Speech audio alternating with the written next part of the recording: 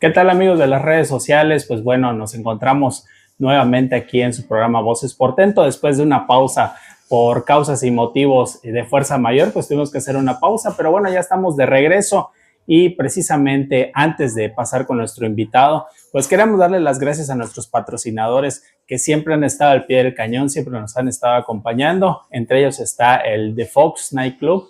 Ellos trabajan de martes a sábado. Las mejores promociones siempre las subimos en nuestra página, en la página personal de un servidor, Miguel Serrano C4. Ahí van a encontrar las mejores promociones de entretenimiento nocturno.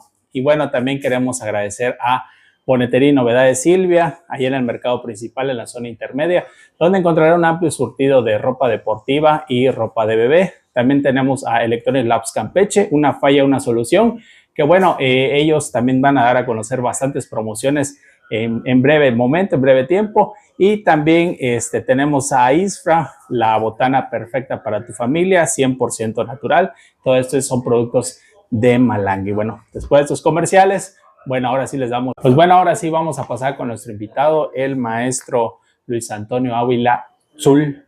Zul, ¿pronuncia bien? Así es. Es un apellido maya, nos estaba platicando antes de empezar a grabar cómo se pronuncia. Y bueno, pues vamos a empezar con ¿dónde nació usted? ¿Quiénes fueron sus papás? Y nos cuenta su historia. Sí, no, nosotros somos originarios de un municipio de Selchacán. Mi papá, pues ya difunto, Antonio Ávila Chablé, y mi mamá también ya difunta, María Teodosia Zulhuicap. Ambos originarios del municipio de Selchacán. Por azares del destino, en busca de mejores condiciones de vida, ellos emigraron a otras comunidades. Somos una familia muy numerosa, somos 8 hermanos, todos somos profesionistas, en base al esfuerzo de mis padres, nos dieron educación. Ahora, pues, estamos muy agradecidos con las enseñanzas que nos dieron nuestros antepasados, principalmente mis padres. Ahora actualmente soy maestro, bueno, estoy jubilado. Trabajé 35 años al sistema federal. Me jubilé en una secundaria, la secundaria general número 7, y ya llevo 10 años de jubilado. Algo muy curioso en la vida, yo nací para ser educador, para ser maestro, porque tuve una trayectoria muy grande. Yo estuve en los internados indígenas en Tabasco, en Jalpa de Méndez, Tabasco. Estuve en la Escuela Tecnológica Agropecuaria número 169 de Rey y Mantecón, Oaxaca, y fui a terminar en la ETA número 162 de San Diego, Tecash, Yucatán. Ahí, en aquel tiempo, existían los pases automáticos y me dieron un pase automático a la normal rural Justo Sierra Méndez de Selchacán, Campeche. Ahí terminé como maestro y ejercí poco tiempo la carrera de maestro de primaria. Yo fui fundador de la Escuela Secundaria Técnica de Xbacab, la Reforma Agraria, y en los años 90 me dieron un cambio. Maestro, pero perdón que lo interrumpa, pero antes de todo esto, fue una infancia dura, fue una infancia difícil. o estuvo, porque ahorita me lo platica en cuestión de segundos, parte de su trayectoria, pero realmente las condiciones económicas no eran iguales para todas, no fue fácil para todos. Usted, por lo poco que hemos investigado, lo que nos ha platicado, fue una infancia dura, una infancia difícil. Sí, efectivamente, nosotros nos crecimos prácticamente en un rancho que se llama Esquish, a 4 kilómetros de la comunidad de Tiquimul. Había que caminar de ese rancho a la comunidad de Tiquimul para estudiar los primeros años de primaria. Había que cruzar potreros, alambrados, caminos inhóspitos, expuestos pues, a los animales salvajes, pues una víbora, un felino, y eso nos hacía cada vez también más vulnerables. Todos mis hermanos pasamos por ese mismo proceso. Afortunadamente tuvimos buenos maestros como fueron Andrés Pot, que en paz descanse, profesor Cosgaya, también que en paz descanse, y que nos supieron orientar para esa oportunidad de las escuelas tipo internado, escuelas de gobierno. Y eso nos sirvió. Un sacrificio de sus papás. Definitivamente sí. Mis padres fueron campesinos, mi papá fue campesino, mi mamá ama de casa. Y pues eso siempre nos aconsejaban que la vida era muy difícil y había que superarse para poder ser alguien en la vida. Mucho sacrificio. Definitivamente sí. Lo que carecíamos mucho era de la alimentación. Solo era el pozole, la tortilla, la masa y la carne de los animales, pues en aquel tiempo que existía en abundancia, y eso nos sirvió bastante como base de nuestra alimentación. Mi papá sembraba el maíz, la calabaza, el frijol, y de temporal. No habían épocas o temporadas de muy buena cosecha, habían temporadas de mala cosecha. Mi papá también fue apicultor, fue campesino, jornalero, con tal pues de darnos un poco de educación, y eso lo supimos capitalizar, y por eso somos lo que hemos sido. Su papá no tenía estudios. Mi padre era analfabeta. Y lo comento porque pues les dio la oportunidad, o cómo es que los encamina a que usted se vaya a un internado, o sea, el motivo va. En la primaria, los primeros años de la primaria en Tiquimul, había excelentes maestros, como lo fueron Andrés Pot, maestro Cosgaya, Elizabeth Cuevas Melken, el maestro Jorge Chucruz. Pues eso nos supieron orientar que sobre el origen, la existencia de esas escuelas de gobierno, y la única forma de salir adelante era precisamente ir en esos internados. Pues a mí me gustaba mucho y me gustó. Es por esa razón de que acepté ir al internado indígena de Jalpa de Méndez, Tabasco. Ahí estudié el 4º, 5º y 6º año. Por buenas calificaciones, fui objeto de un pase a la Escuela Secundaria Tecnológica Agropecuaria, la número 169 de Rey y Mantecón, Oaxaca. Eran travesías muy difíciles, muy duras, mucho sacrificio, lejos de tu familia, exacto, lejos de tus hermanos, y pues era, podríamos decirle, entre comillas, entre la vida y la muerte, porque uno no sabía si tenías ibas la a regresar, oportunidad ¿no? Sí, ibas a regresar. de regresar o no, porque eran trayectorias que duraban horas. Había que viajar en ferrocarril de Campeche a Coatzacoalcos, de Coatzacoalcos transbordar y agarrar el autobús que iba de Coatzacoalcos, Juchitán, cruzar toda la sierra, llegar a Oaxaca y de Oaxaca transbordar a otra ruta que se iba a Pinotepa Nacional, de Pinotepa en el camino, o sea, de Oaxaca a 30 kilómetros, ahí estaba la secundaria. Y entonces era el internado, ahí estuve 2 años, pero por el exceso de frío que había en los años 70, pues era difícil de adaptarse y tuve la oportunidad de pedir un cambio a la misma secundaria del mismo sistema en San Diego, Tecash, Yucatán. Ahí estuve 1 año y posteriormente aproveché un pase automático que existía también en los años 70 para la Escuela Normal Rural Justo Sierra Méndez de Salchacán, Campeche, que ahí estuve 4 años en ese internado y obtuve mi plaza como maestro de educación primaria. ¿Qué generación es usted de la normal? Yo soy del 76 al 80, o sea, de 1976 a 1980. ¿Completa la generación o ya hay quienes ya se nos adelantaron? No, mi generación somos muy pocos que todavía vivimos. Se me hace difícil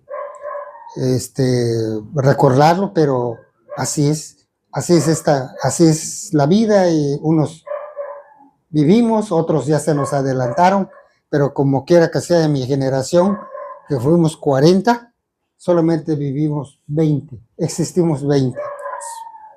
La mitad, el 50% ya se nos adelantaron. Y es que allá en esa normal, pues me imagino usted tiene muchas anécdotas por compartir, ¿no? Definitivamente existe la leyenda del Estabay, enfrente de la normal. Había unas matas de pitch, árboles grandes, y decían que ahí se escondía la Estabay. Aparte que la normal en los años 80 se ubicaba en un lugar pues un poco alejado de la comunidad. La urbanización actualmente pues la mancha urbana las ha acaparado, pero en los años 80 no, todavía era monte, estábamos en el monte. ¿Y qué tal allá? ¿Cuántas novias? Un montón, nada. Era difícil, porque la normal estaba a 2 kilómetros. Pero sí los caminaba, ¿no? Pues cuando había la oportunidad, ¿por qué lo vamos a negar? Cuando había oportunidad, sí asistíamos al parque, como rondar en el parque, como cualquier adolescente. Como cualquiera, efectivamente. Oiga, ¿y de ahí sale usted de la normal? ¿Y a dónde lo mandan? Me mandan a fundar una primaria, que en la ranchería El Triunfo, cerca del Quebrache. En aquel entonces pertenecía al municipio del Carmen. Había que caminar 8 kilómetros a caballo, porque había muchos arroyos.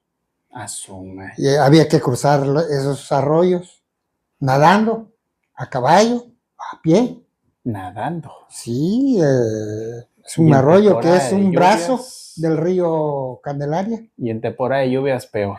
Peor porque pues muy peligroso, mucha víbora, mucha nahuyaca. Y había que ir porque es la misión que teníamos. Es el juramento normalista. Servir a la patria, la vocación, servir a la ¿no? nación. La vocación. Como parte de nuestra vocación. Oiga, ¿y ahí cuánto tiempo hizo? 2 años. 2 años, ¿y de ahí? Ya tuve un cambio de adscripción dentro de la misma zona y ya me mandaron a un poblado que se llama Tres Brazos, donde está la microonda, después del crucero de Conquista Campesina. Y ya no existe, porque eran grupos que llegaron a poblar de colonos y que a través del tiempo, pues esas tierras no eran ejidales, sino eran particulares y fueron desalojados y esa escuela desapareció. Al desaparecer, pues nos volvieron a reubicar y ya me mandaron a una comunidad que se llama Aguacatal, conocido como Chumpán. Ahí todavía usted estaba soltero, ya se había casado. Soltero. Soltero. Soltero. Ahí, además, esa comunidad se ubica a orillas del río Chumpán. No había luz, no había electricidad, no había agua potable. No como ahorita que hay internet. No, ahora están los medios de comunicación, la urbanidad. Los servicios, ¿no? Los servicios, todos los servicios. Bienes y servicios está muy bien ubicada, pero en aquel tiempo no, inclusive hasta para los alimentos había que luchar por la supervivencia, había que ir a pescar en el río, había que ver que en persona se descuidaba por ahí con una gallinita y para que... ¿Y de ahí a dónde se fue? Ya de ahí la zona, pues que era muy amplia. Empezaba desde el 18 de marzo hasta Aguacatal. Aproximadamente eran 70 kilómetros. Era la 025. Mi primer supervisor fue Antonio Cipo Romero, también que en paz descanse. Ya empecé a escalonar de Aguacatal, ya pasé a Ojo de Agua, de Ojo de Agua ya pasé a un ejido que se llama San Isidro, y ya de San Isidro pasé un tiempecito en el 18 de marzo, que era ahí la cabecera municipal. La cabecera de zona.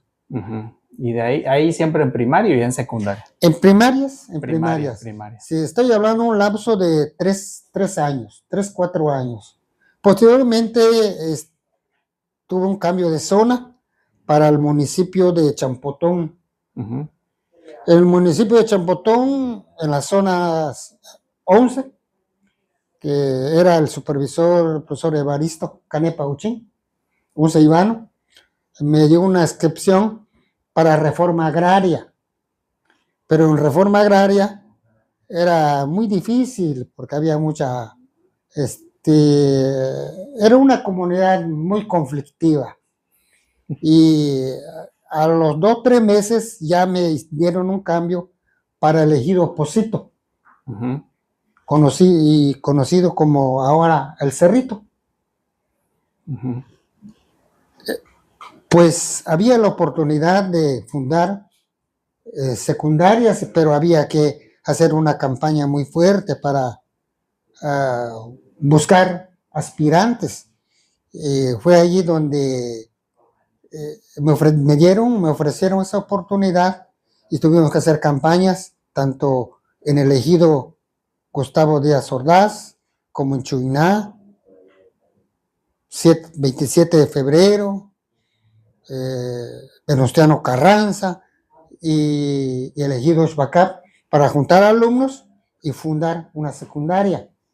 ¿Eso en qué año me está hablando más o menos? En el 95. 95. Y es que le pregunto porque usted ya estaba casado para ese entonces o todavía. Sí, estaba yo recién casado con mi esposa María del Rosario Cuyo, sí, de la que también ella estuvo trabajando en Tabasco, principalmente en el municipio de Jonuta.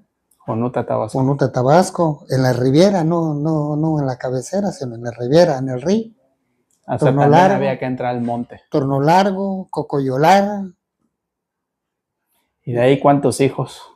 4 hijos tengo al más grande, a Luis, a María Isabel, a Juan Manuel y a Román Rafael, que pues son una bendición para mí, porque en realidad son muy buenos hijos, profesionistas. 2 son maestros y 2 son ingenieros. Ok, y regresando al tema donde usted estaba, pues, como fundador de la secundaria de Ixbacab, también usted jugaba béisbol, ¿no? Claro que sí. Tuvimos un equipo que se llamó Hermanos Ávila. Pero usted jugaba desde la normal de Celchacán, ¿no? Sí, ahí estuvimos nuestros primeros pininos, porque la normal organizaba torneos claro. de béisbol, de fútbol, voleibol, básquetbol. Y a mí me gustó mucho ese tipo de actividades y me incliné más. Me gustaba también el fútbol, pero me incliné más por el béisbol.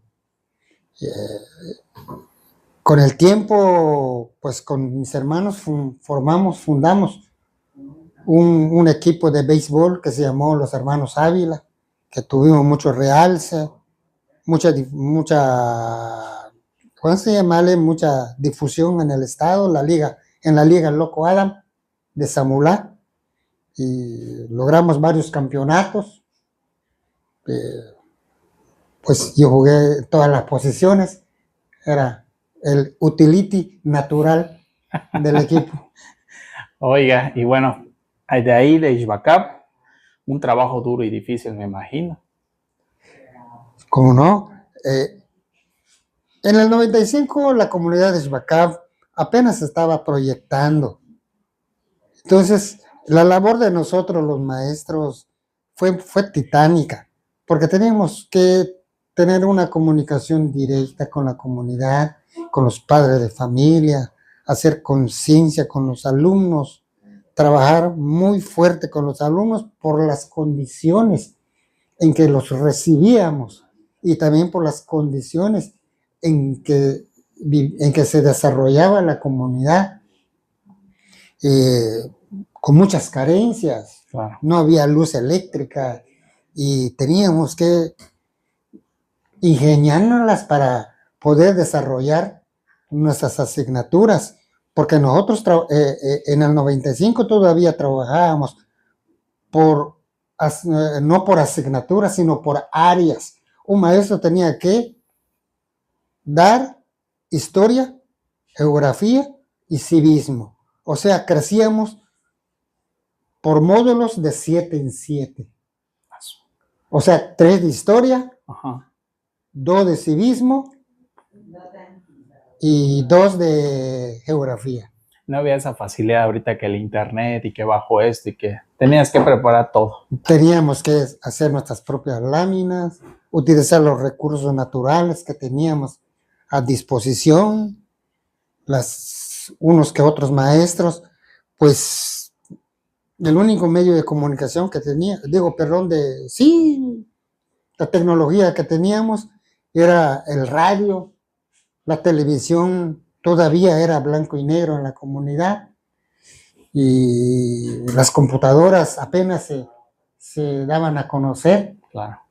La laptop no se conocía, entonces era muy difícil trabajar con los alumnos, así que había que dar al 100% de nuestra capacidad. ¿Y de Ixbacab para dónde se va usted? Ya de Ixbacab ya me pasé a Champotón. Champotón en la Niños Héroes. De la Niños Héroes, pues en aquel tiempo era el 60% que se pagaba.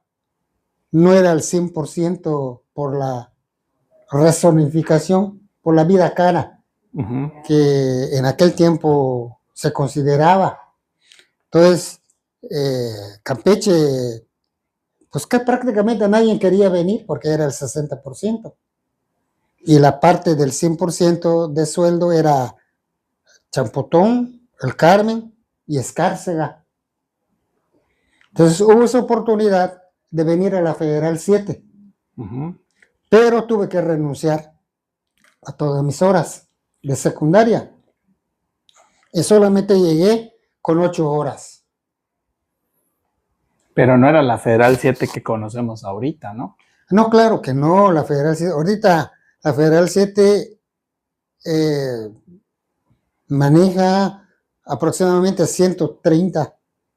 El personal es de más o menos como de 130. Cuando yo llegué, éramos como 70, 60. Ajá. Y pues la única oportunidad de poder crecer en la 7 había que esperar que se jubilara algún maestro, porque todos ya tenían su antigüedad y eran personas grandes. Entonces, al llegar, es más, yo llegué por medio de una jubilación, pero de renuncia de un maestro que se fue de supervisor y dejó esa vacante. Y esa vacante, por 8 horas, la acepté con tal de que yo esté con mi familia. Ya estaba su familia acá. Ya, entonces sí, ya pude juntarme con la familia y tuve que buscar otros trabajos. Yo trabajé en la Guadalupe Victoria y también en aquel tiempo me dieron la oportunidad de trabajar en la Normal Superior Federal, aquí en cursos intensivos, aquí en Campeche. Y pues con eso, pues... ¿Qué materias daba usted en la Federal 7? Historia de México. Historia de México y geografía. Pero más era Historia de México porque esa es mi especialidad. Historia. Historia. Soy un investigador en historia. Yo tengo una maestría en Historia de México. Oiga, y hay una prueba, la famosa prueba enlace, donde usted tuvo la oportunidad de participar con sus alumnos. Sí. Sí. En el 2000 existía un programa que se llamaba Enlace, que significa Evaluación Nacional de Logros Académicos, la famosa prueba enlace, en donde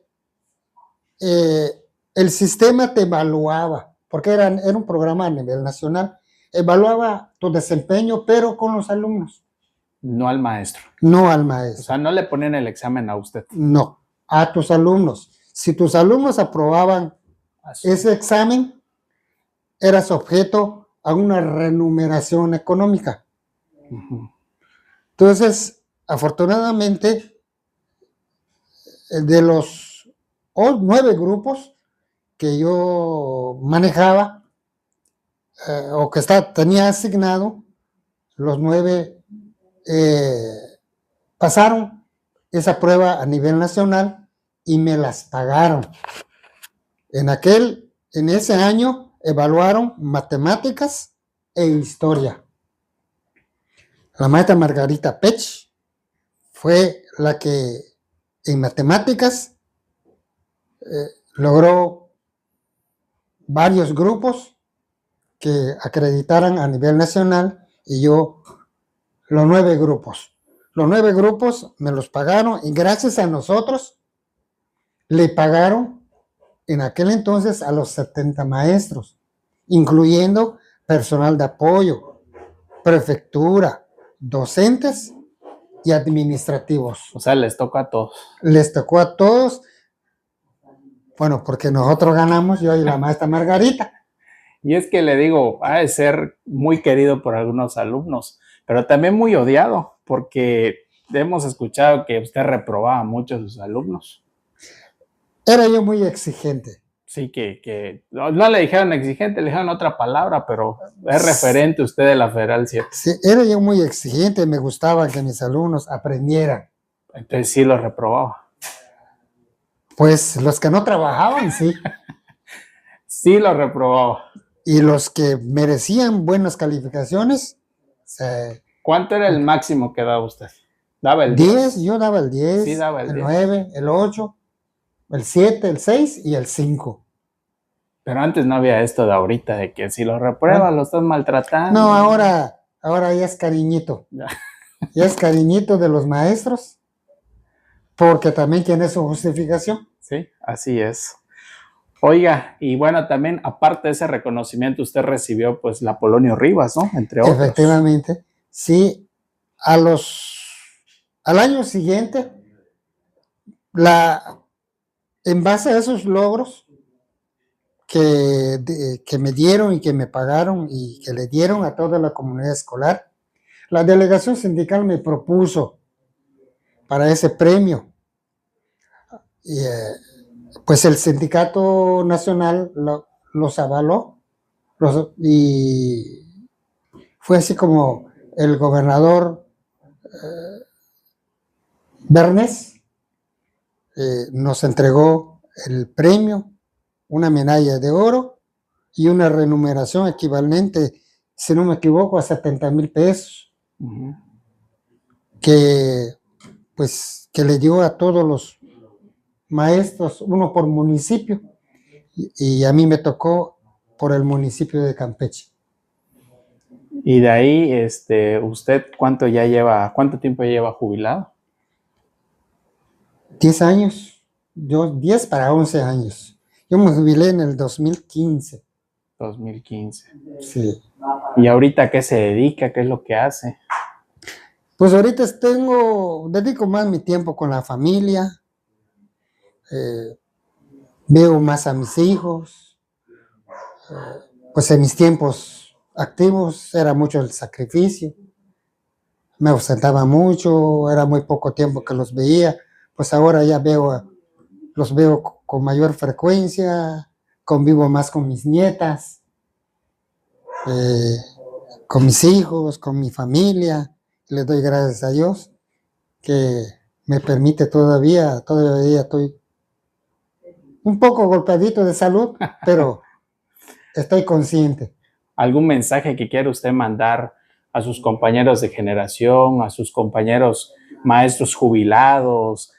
Digo, porque las redes sociales llegan a muchos lados, incluso a otros estados donde nos pueden estar viendo. A lo mejor algún maestro que trabajó con usted va a ver este programa y pues se va a acordar cuando trabajó con usted. ¿Algún mensaje que les quiera mandar a estas personas? Claro que sí. Para todos, que sigan adelante, sean propositivos. El trabajo docente hay que saber darle límite. ¿Hasta cuándo podemos dar el 100 y hasta cuándo pues ya debemos darle oportunidad, ¿no?, a las otras generaciones jóvenes y que vienen con más ganas, tal vez, o con ganas de trabajar y que nos deben superar? A mis compañeros, ex compañeros, les pido que sean fuertes y que vivan una eternidad. Mi mayor deseo para ellos, que también disfruten, si ya se jubilaron, que disfruten a lo máximo la jubilación, paseen, se diviertan, convivan, paseen, jueguen y que el tiempo no sea motivo para un decaimiento. Claro, que sigan adelante con la familia, ¿no? Exactamente. Pues bueno, amigos, esto fue pues prácticamente parte de su experiencia el maestro Luis Ávila. Como les decía, es un referente, es un ícono de la Federal 7. Nos llevaría mucho más tiempo platicar de tantas anécdotas que tiene para compartirnos de su época de estudiante, su época de docente. Pero bueno, poco a poco vamos a tratar de ir dando pues este pequeño homenaje que se le hace a estas personas que sin duda son parte de la historia de Campeche, parte de la historia que se vive y que a veces queda en el olvido, pero ahí vamos a estar tratando de dárselo a conocer a usted. Si usted conoce a alguien, mándenos mensaje, mándenos sus datos para irlo a entrevistar, para que quede perpetuo ese recuerdo en las redes sociales. Y bueno, nuevamente le agradezco a nuestros patrocinadores que están siempre al pie del cañón con nosotros, al The Fox Night Club, que bueno, de martes a sábado tiene las mejores promociones, el centro nocturno, a Bonetería y Novedades Silvia, allá en la zona intermedia del mercado principal, donde va a encontrar ropa deportiva y ropa de bebé, Electronic Labs Campeche, una falla, una solución, todo en electrónica, usted lo va a encontrar allá, y también a Isfra, la mejor botana de malanga, 100% natural para tu familia. Y bueno, esto fue Voces Portento, nos vemos en el siguiente capítulo.